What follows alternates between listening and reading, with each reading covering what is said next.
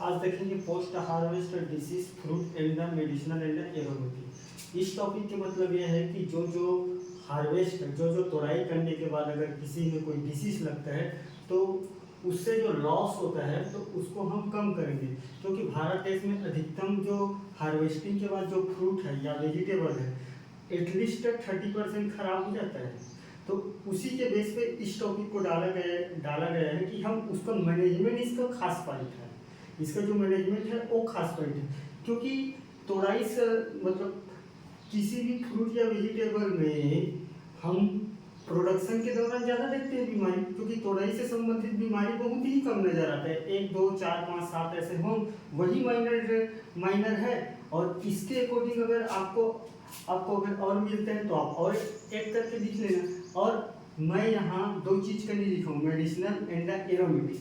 Medicinal aromatic इसी कारण नहीं लिखा हूँ क्योंकि इसमें बहुत ही कम पाया जाता है, क्योंकि मेडिसिनल तो खुद एंटी प्रॉपर्टी पाया जाता है ना, फंगस के प्रति, बैक्टीरिया के प्रति, वायरस के प्रति। और यही तीनों क्या करते हैं, डिसीज फैलाने में कॉज करता है, अलग अलग स्पोर पैदा करता है, जैसे कि एस्कोस्पोर, जैसे कि जू स्पोर, जैसे कि बैक्टीरिया में अलग अलग बैक्टीरिया अलग अलग स्ट्रक्चर बना के डिसीज कॉज कर रहे हैं, पर मतलब पैथोजन कॉज कर रहे हैं। तो इसी कारण मेडिसिनल में बहुत ही कम है। अगर आपको 1 आध 2 दिखेगा तो 1 आध 2 बीच में लिख लेना, ठीक है। और एरोमेटिक में खुद एंटी प्रॉपर्टी पाया जाता है।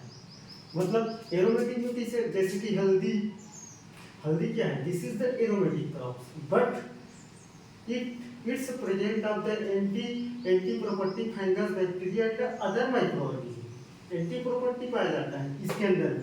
तो एक का दुक्का होंगे यार, जिसकी मेडिसिनल में कोई पत्ती वाला लीफ है, पत्ती वाला अगर कोई मेडिसिनल क्रॉप्स है तो उसको तोड़ के रखे, और तोड़ के रखने के बाद प्रोसेसिंग में लेके, तो तोड़ने के बाद अगर कोई डिसीज आ जाए तो बात की बात है, रेयर हो सकता है, ठीक। तो ये बेसिकली प्लांटेशन, फ्रूट और जो अन्य है और हॉर्टिकल्चर उससे संबंधित है।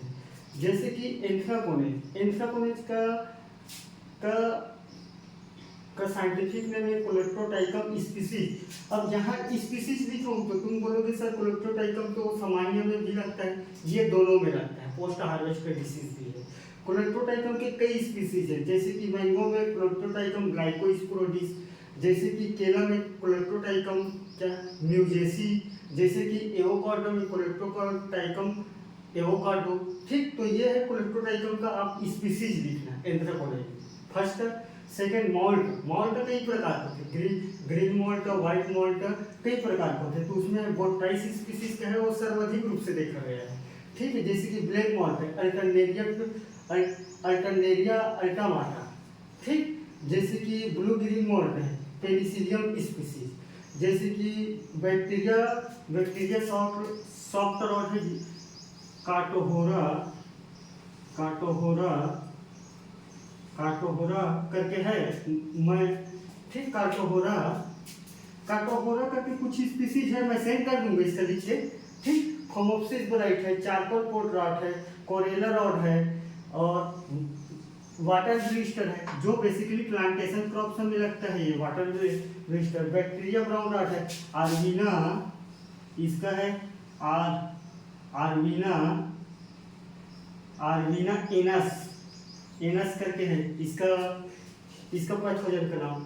तो यहाँ तक इसमें से आप 4-5 याद कर लेना, 5-7 मैं लिख के भेज दूंगा ऐसी साइंटिफिक में जो अच्छा लगे हो, क्योंकि आपसे पूछेंगे क्या पोस्ट हार्वेस्ट डिसीज के बारे में विस्तृत चर्चा कीजिए, तो 4-5 लिखना और चर्चा करते जाना मैनेजमेंट क्या है, ठीक है। मैं अभी चर्चा कर रहा हूँ, जो मेन पॉइंट है वो चर्चा कर रहा हूँ, ये याद करने वाला पॉइंट, ठीक। मेडिसिनल में क्यों कम समझ गए, क्योंकि ऐसा एंटी प्रॉपर्टी पाया जाता है किसके खिलाफ, बैक्टीरिया, फंगस, वायरस के खिलाफ। अब यही चीज डिसीज पैदा कर रहा है तो क्यों होगा इसमें, आप बताओ। इसी कारण एक का दुक्का है, अगर आपको मिलेगा तो 4-5 इसका याद कर लेना, 1-2 उसका याद कर लेना, बाकी मैनेजमेंट तो सेम रहेगा ना।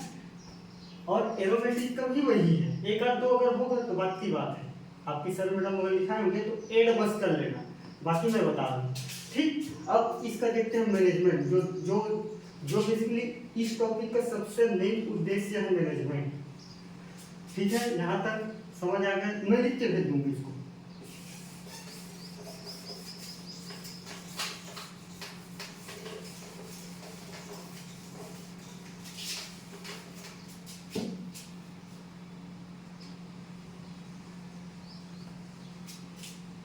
मैनेजमेंट दो टाइप से करते हैं। सबसे पहले प्री हार्वेस्ट का मैनेजमेंट, इतना तो ये इंग्लिश चलेगा, प्री हार्वेस्ट हार्वेस्ट का मैनेजमेंट, ठीक।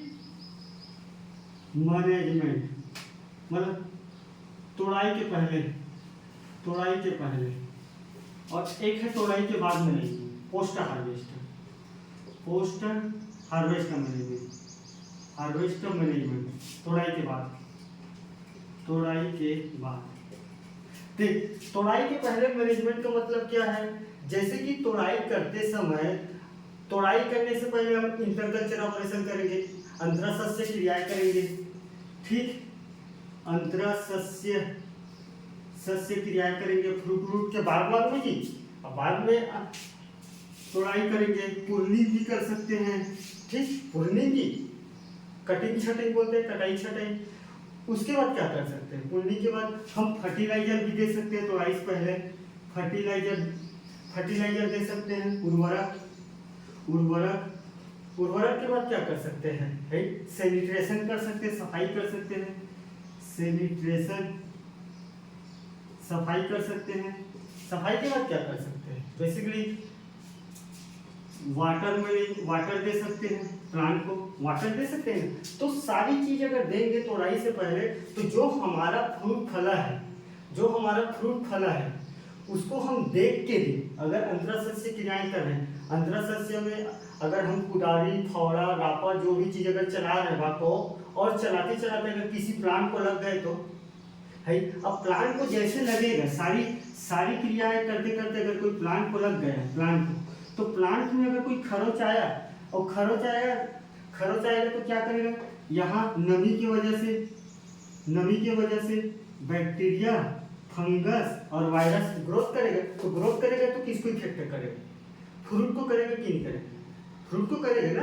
तो और जब हम उसी फ्रूट का अगर हार्वेस्टिंग करेंगे तो क्या हमको लॉस होगा कि नहीं होगा? पोस्ट हार्वेस्ट का लॉस, डिसीज होगा कि नहीं होगा? है। तो सबसे पहले आप लिखना प्री हार्वेस्ट मैनेजमेंट में लिखना अंतरसस्य, पुर्निंग, फर्टिलाइजर, सैनिटेशन, वाटर देते समय हमको सुगमता पूर्वक देना चाहिए। सुगमता पूर्वक सारी चीज को जोड़ के लिखना, सुगमता पूर्वक देना चाहिए, जिसे हमारे पौधे में लगा फ्रूट डिफेक्ट मत हो, मतलब प्रभाव ना पड़े। डिफेक्ट हॉर्टिकल्चर की बुक में लिखा रहता है, डिफेक्ट ना हो या डिस्टर्ब ना हो, मतलब वो गड़बड़ाए बगड़ाए ना। तो पहला तो ये है ना मैनेजमेंट करने का, है सुगमता पूर्वक करो सारी चीज को तोड़ाई से पहले। और तोड़ाई संबंधी जो उपकरण है, दूसरा क्या है इसी में, क्योंकि तोड़ाई से पहले हमको करना पड़ेगा ना कुछ मैनेजमेंट, ठीक। पहला समझ आ गया, ठीक। दूसरा क्या है? तोड़ाई संबंधी उपकरण है। तोड़ाई संबंधी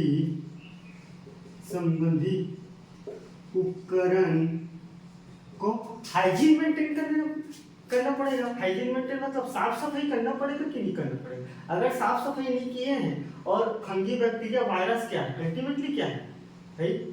एक कण तो है ना, उसी कण से जाके फ्रूट को अगर डिफेक्ट किया तो हमारा फ्रूट तो खराब ही हो जाएगा ना। और तोड़ने के बाद क्या होगा? लॉस होगा कि नहीं होगा? पोस्ट हार्वेस्ट का लॉस होगा कि नहीं होगा? पोस्ट हार्वेस्ट का मतलब आप समझो कि तोड़ाई के बाद जो लॉस होता है, मतलब हमारा फ्रूट पूरा फल गए, तोड़ने लायक है, ठीक। तो तोड़ाई के उपकरण को हाइजीन मेंटेन करना पड़ता है। हाइजीन मेंटेन करना पड़ता है। हाइजीन मेंटेन करना पड़ता है कि नहीं पड़ता है? ठीक है। दूसरा क्या है? तोड़ाई से पहले कर रहे हैं और तोड़ाई की स्टेज में आ चुका है। अब तीसरा क्या है कि किसी भी फ्रूट, किसी भी एरोमेटिक क्रॉप्स या किसी भी मेडिसिनल क्रॉप्स, उसके जीर्णता को जानना पड़ेगा, सेनेसेंस को जानना पड़ेगा। सेनेसेंस का मतलब क्या है? हॉर्टिकल्चर में आप पढ़ो सेनेसेंस। सेनेसेंस के मतलब क्या, परिपक्वता अवधि को जानना पड़ेगा। ठीक, तो परिपक्वता अवधि का संपूर्ण ज्ञान होना चाहिए। परिपक्वता किसी भी फ्रूट का परिपक्वता अवधि जी, परिपक्वता अवधि का ज्ञान होना चाहिए।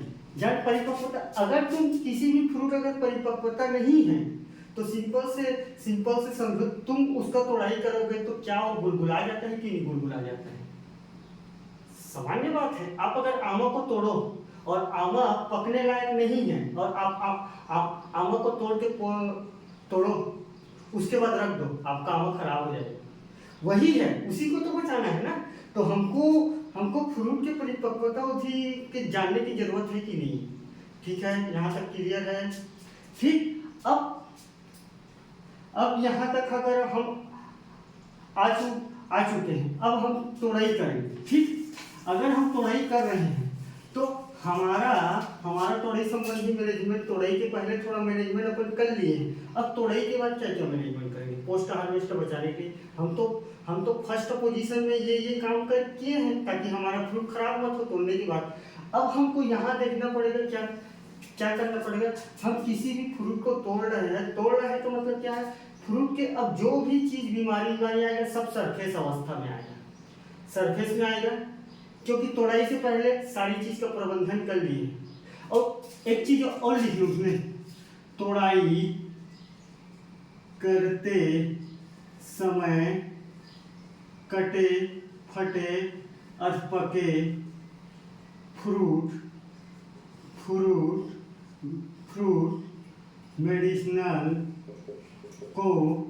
मेडिसिनल क्रॉप्स को अलग कर देना चाहिए। नहीं, अगर कटे फटे है मतलब वहाँ नमी आएगा तो बैक्टीरिया का ग्रोथ करेगा। बैक्टीरिया क्या करेगा? कॉज करेगा। कॉज मतलब इफेक्ट करेगा, डिसीज पैदा करेगा। डिसीज क्या है एक्चुअल में? डिसीज क्या है? डिसीज किसी भी चीज को इरिटेट पैदा करना, वो सामान्य स्थिति में नहीं रहना, वही डिसीज है। पैथोजन क्या है? Pathogen parts of micro organism, जो भी माइक्रो ऑर्गेनिज्म का अगर किसी से छोटा सा भी पार्ट अगर उसके अंदर घुसा, चाहे इसको स्पोर हो, चाहे माइसीलियम हो, चाहे कुछ भी हो, पार्ट्स ऑफ माइक्रो ऑर्गेनिज्म। तो पैथोजन हमको इनहिबिट मतलब यहाँ कर लेंगे ना, ऐसा कर सकते हैं कि नहीं सकते? आप खुद सोचो, ये सोचने की ही है। ठीक, उसके बाद है तोड़ाई संबंधी। तोड़ाई के बाद अब क्या क्या मैनेजमेंट करेंगे? सबसे पहले तोड़ाई के बाद अपन मैनेजमेंट करेंगे कि पारंपरिक तौर पर सिस्टमेटिक हर्बिसाइड का प्रयोग करते हैं। ठीक, तो पहला क्या है? पारंपरिक तौर पर सिस्टमेटिक फंगीसाइड का प्रयोग करते हैं। फंगीसाइड का प्रयोग करते हैं। सिस्टमेटिक फंगीसाइड का मतलब क्या है? क्योंकि हम अगर किसी भी फंगीसाइड को अगर डालेंगे जहां हमको भेजना है और जहां का पैथोजन कहाँ, जहां का डिसीज अगर मारना है, जहां का माइक्रो ऑर्गेनिज्म मारना है, फंगस बैक्टीरिया से होने वाला डिसीज उसी को मारना है, तो वहीं पे काम करेगा। एक्चुअल में तोड़ने के बाद हमारा जितना भी डिसीज होता है वो सरफेस में होता है, तो हम सिस्टम से डालेंगे, इसमें डालेंगे तो ये इसी में मारेगा, ये प्लांट के अंदर सिस्टम को खत्म नहीं करेगा।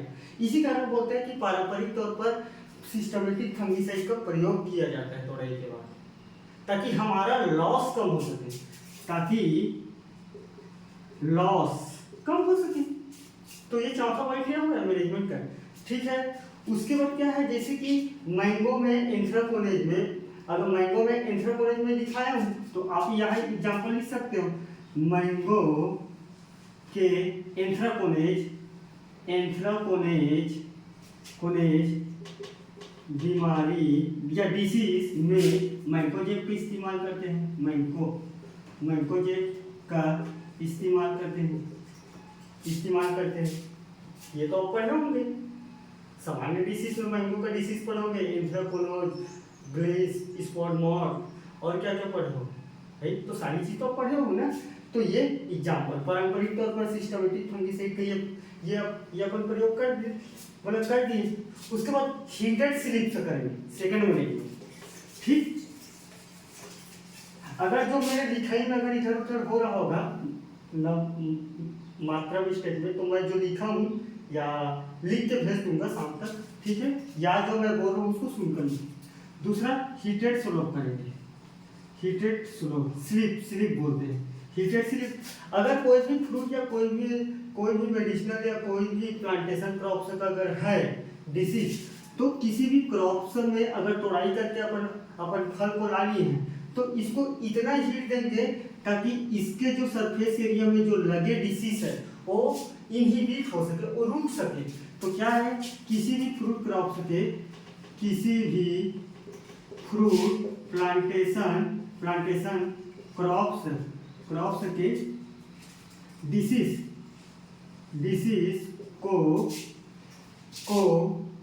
डिसीज को इनहिबिट कर सके, इनहिबिट मतलब रोक सके, इनहिबिट कर सके, ठीक, कर सके। तो ये तीसरा क्रॉप मैनेजमेंट हो गया इसका मैनेजमेंट।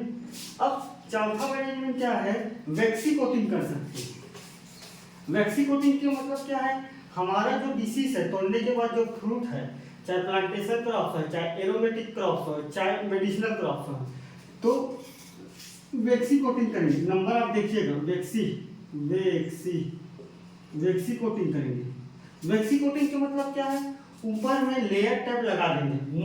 मोमी जो लेयर आता है स्पेसिफिक एग्रीकल्चर में किसी भी फ्रूट को बचाने के लिए वैक्सी मोमी आता है, वैक्सी कोटिंग आता है, जिसको बोलते हैं वैक्सी मोमी बोलते हैं हिंदी में, वैक्सी मोमी का प्रयोग करेंगे। अब भाई अगर किसी भी फ्रूट के अगर ऊपर पोर्शन में वैक्स लगा देंगे, तो हमारा जो फंगस है, जो बैक्टीरिया है, जो पैथोजन है, फंगस बैक्टीरिया को तो ही तो पैथोजन बोलते हैं ना, तो ये अंदर नहीं जा पाएगा। अब अंदर नहीं जा पाएगा तो कैसे डिसीज कॉज करेगा, कैसे इसमें बीमारी होगी। और सारी चीज क्या कर रहे हैं, तोड़ाई की बात कर रहे हैं कि नहीं कर रहे हैं। तो वैक्सीमोमी कोटिंग आना चाहिए आपके आंसर में, हाइजेनिक मेंटेन आना चाहिए, वो सारी चीज आना चाहिए, तब तुम्हारा मैनेजमेंट सही है। 10 नाम 5-7 नाम याद करो और ये सारी पॉइंट को लिखो, ठीक। तो यहाँ तक समझ गए। उसके बाद क्या है, बेसिकली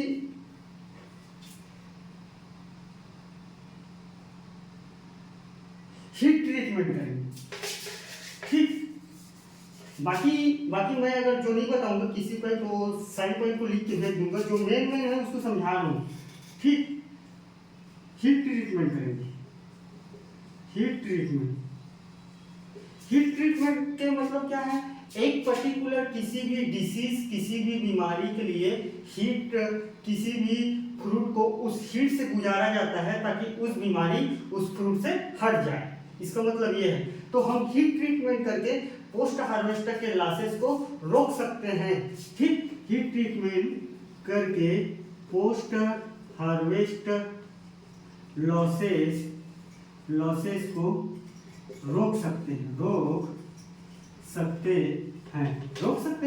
क्योंकि किसी भी अगर बीमारी, मान लो एंथ्राकोनेज लगा है, तो एंथ्राकोनेज ऊपर में लगा है, तो एंथ्राकोनेज जैसे फंगस है ना एंथ्राकोनेज, तो एंथ्राकोनेज से फंगस को मारने के लिए हम एक हीट ट्रीटमेंट करेंगे मशीन के द्वारा, और फ्रूट को उससे ऐसे गुजारेंगे ताकि उससे संबंधित जो भी बीमारी हो वो नष्ट हो जाए, ठीक है।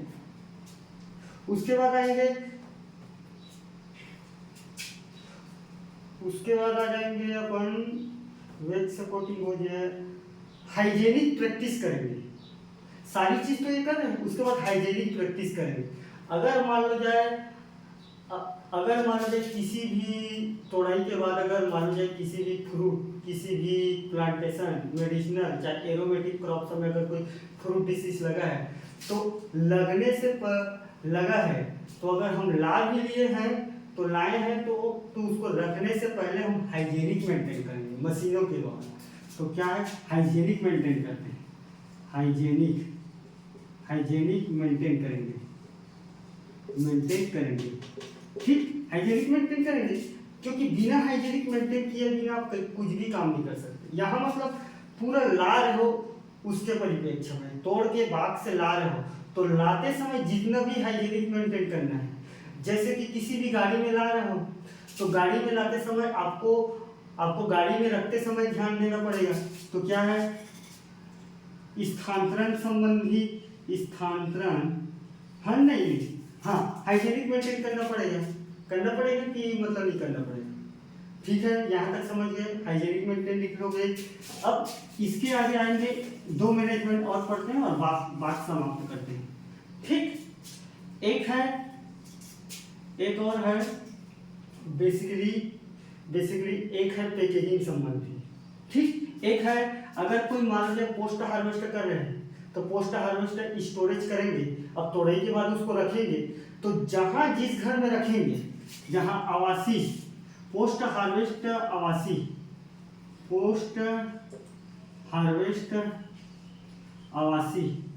आवास बनाएंगे ना रखने के लिए। फ्रूट को अगर तोड़ के लाए हैं, पैकेजिंग करेंगे तो पैकेजिंग के लिए कोई ना कोई आवास बनाएंगे, तो उस आवास को हम हाइजीनिक मेंटेन करेंगे। जैसे कि फ्यूमिगेंट का प्रयोग करके आवासी को हाइजीनिक मतलब फंगस बैक्टीरिया को आने ना देना। हाइजीनिक मेंटेन करते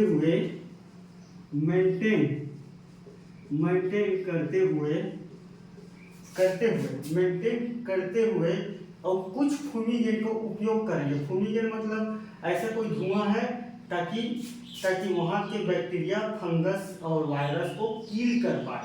ठीक, कुछ फूमिगेंट का प्रयोग करके, कुछ फ्यूमिगेंट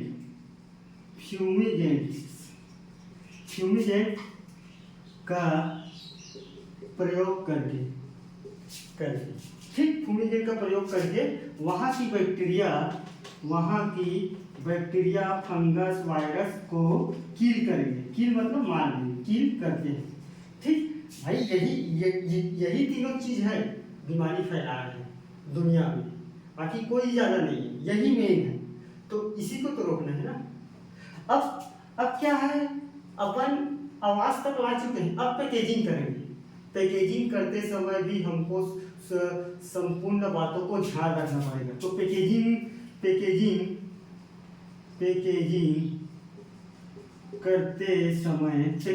करते समय भी O2 को देखना पड़ेगा, O2 CO2 को मेंटेन करना पड़ेगा।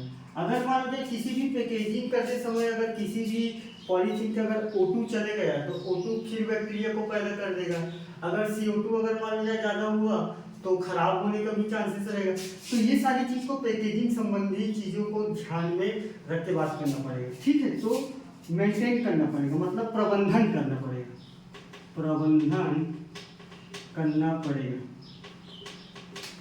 ठीक है, तीसरा क्या है, अब हमको बाजार भेजना है। पोस्ट हार्वेस्ट लॉसेस, बाजार भेजने तक की बात है, तुम्हारा टॉपिक वही बोलता है। ठीक, तो अगर हमको बाजार मार्केट में ले जाना है, लास्ट मैनेजमेंट बाजार, तो बाजार में ले जाते समय मैकेनिकल इंजीनियरों को ध्यान करना पड़ेगा, मतलब यांत्रिक प्रबंधन करना पड़ेगा अच्छे से। यांत्रिक प्रबंधन की पहलू को बारीकी से ध्यान देना पड़ेगा। अब भाई तुम पैकेजिंग किए हो, अगर ये पैकेजिंग किए हो, ये गाड़ी में पैक करो। अब मैंगो को तो तुम एकदम पॉलीथीन में पैकेजिंग करोगे नहीं, वो तो डिब्बा में करोगे, जिसको बोलते हैं कोगुलेटेड बॉक्स बोलते हैं। तो उस बॉक्स में मैंगो को ऐसा रखे ताकि एक के ऊपर एक, अगर कोई गाड़ी चल रहा है तो हिले मत, एक के ऊपर एक नहीं। अगर एक के ऊपर एक हिला तो भाई अगर कोई पड़ेगा, 2 मैंगो अगर पड़ा तो यहाँ फिर बुलबुला गई, और बुलबुला जाएगा तो क्या नमी आएगा। नमी के बाद क्या होगा, अल्टीमेटली मक्खी फ्रूट फ्लाई झूमेगा, और झूमने के बाद क्या डिसीज पैदा करेगा, बीमारी पैदा करेगा। तो हम मैकेनिकल इंजीनियर को भी मेंटेन करें। अब दूसरी बात यह है कि मैं डिसीज को मैं कि इटियोलॉजी सारी चीज़ मैं पढ़ा सकता हूँ, नहीं पढ़ाने का कारण यही है, पता नहीं था, एक दिन में मैं भी नहीं पढ़ा सकता, उसके लिए सॉरी। और पास होना है तो सिंपल फंड अपनाना, ये वाला फंड अपनाना, मैनेजमेंट में 10 नंबर के यहाँ से आ जाएगा। और पहली जितना भी डिसीज है टाइप के 24। हाँ, जितना भी डिसीज है उस डिसीज को पढ़ने का सिंपल फंडा है, आप किसी भी क्रॉप वाइज एक अब दो ही देखें, मैनेजमेंट सटीक रखें। जो जो चीज डिसीज लगता है मैं भी इसका भेज दूंगा जो लिखा हूँ। अब अगर कोई लिखेंगे तो ठीक है, बाकी तो मैं भेज दूंगा, लेक्चर के नीचे भेज दूंगा कुछ समय बाद। ठीक है, पहले लेक्चर सुन लेना तब समझ आ जाएगा, मैं लिखूंगा फिर समझ नहीं आएगा। और दूसरी बात, मैनेजमेंट, बैक्टीरिया का मैनेजमेंट अलग होना चाहिए, दवाई, केमिकल और बायो। उसके बाद एक है फंगस का मैनेजमेंट। फंगस का मैनेजमेंट अलग होना चाहिए, वायरस का मैनेजमेंट अलग होना चाहिए। वायरस का मैनेजमेंट अलग करते हैं, हमेशा याद रखना। वायरस में किसी भी प्लांट में लगा है तो उखाड़ के फेंकते हैं, जला देते हैं, क्लीन कल्टीवेशन करते हैं और क्या है, नमी को मेंटेन करते हैं। उसके बाद क्या, उसको फैलाने वाले जो इंसेक्ट है तो हम उसमें इंसेक्टिसाइड डालते हैं। ये बात ध्यान रखना मैनेजमेंट में वायरस की। ठीक है, फंगस संबंधी मैनेजमेंट को ध्यान रखना, बैक्टीरिया संबंधी मैनेजमेंट को ध्यान रखना। और जब भी लिखते समय फंगस संबंधी अगर डिसीज लिखोगे तो वही सारी मैनेजमेंट को वहां जाके रख देना। 2-3 दवाई के नाम, 4 कल्चरल प्रैक्टिसेस, अंतरसस्य प्रयास करते समय, 2 मैकेनिकल मैनेजमेंट, 2 बायोलॉजिकल और अगर किसी अन्य कोई है किसी भी प्लांट में पर्टिकुलर मैनेजमेंट उसको याद रखना। बाकी सेम सब में रहेगा। तुमको 2 चीज याद करना पड़ेगा, साइंटिफिक नेम और mode of spread. Mode of spread का मतलब क्या है, अगर कोई वायरस है तो फैलाव कैसा होता है वायरस का, इंसेक्ट के थ्रू होता है, तो इंसेक्ट संबंधी रोकने के उपाय करोगे। फंगस है तो फंगस में क्या होगा, अलग अलग स्पोर बनाएगा। बैक्टीरिया है तो अलग अलग माइसीलियम को ग्रोथ करेगा, जो भी चीज ग्रोथ करेगा बाकी करेगा। और ऐसे ही पढ़ना है, अन्यथा भटक जाओगे, सिलेबस लंबा है। दूसरा चीज, फिजियोलॉजी का मैं बहुत सारा पढ़ाया था, भले वो आया वही था, लिखने का कॉन्सेप्ट तुमको पता नहीं था। मेंगल क्रिक भी क्या है, जो मैं न्यूट्रिएंट पढ़ाया हूँ उसके कार्यों को लिखना है, उसी को बोलते हैं मेंगल क्रिक। 1987 में मेंगल एवं क्रिक ने एक क्लासिफिकेशन दिया था। ठीक है, वह उसी को पूछा। इमर्शन इफेक्ट का है, रेड लाइट का फोटोसिंथेसिस में सर्वाधिक प्रयोग होता है तो उसकी ग्राफ रेड लाइट की ग्राफ को अधिक लगता है, उसको बोलते हैं इमर्शन, जबकि मैं फोटोसिंथेसिस में पढ़ाया था। ठीक है, और बहुत सारी चीज को मैं पढ़ाया था। कई लोग मेरे को पूछ रहे थे सर मेंगल सलाह क्या है, अरे मेंगल कुछ नहीं भैया, वो क्लासिफिकेशन 1987 में दे के गया है, सारे न्यूट्रिएंट के फंक्शन को वो भी बताया, कोई नई बात नहीं बता के गया था वो भी। ठीक है, और अगर मेरी भी लेक्चर को अगर कोई सुनना चाहते हैं तो बोलते हैं 10 मिनट 20 मिनट में मैं कैसे समझाऊंगा, बता सारी चीज को तो नहीं बोल सकते ना। इसी कारण लगता होगा तुम लोग को पेपर में थोड़ा कम दृष्टि हो जाता होगा करके, बाकी मेरा कोशिश रहता है कि सारी चीज कवर हो जाए। पढ़ाने को तो मैं ये भी पढ़ा सकता हूँ, और पेपर के बारे में पता नहीं था तुम्हारे, इसके लिए सॉरी। और देखेंगे आगे, वीक का है तो वीक का कोशिश करूंगा मेन टॉपिक तुम्हारा हो जाए। ठीक, थैंक यू।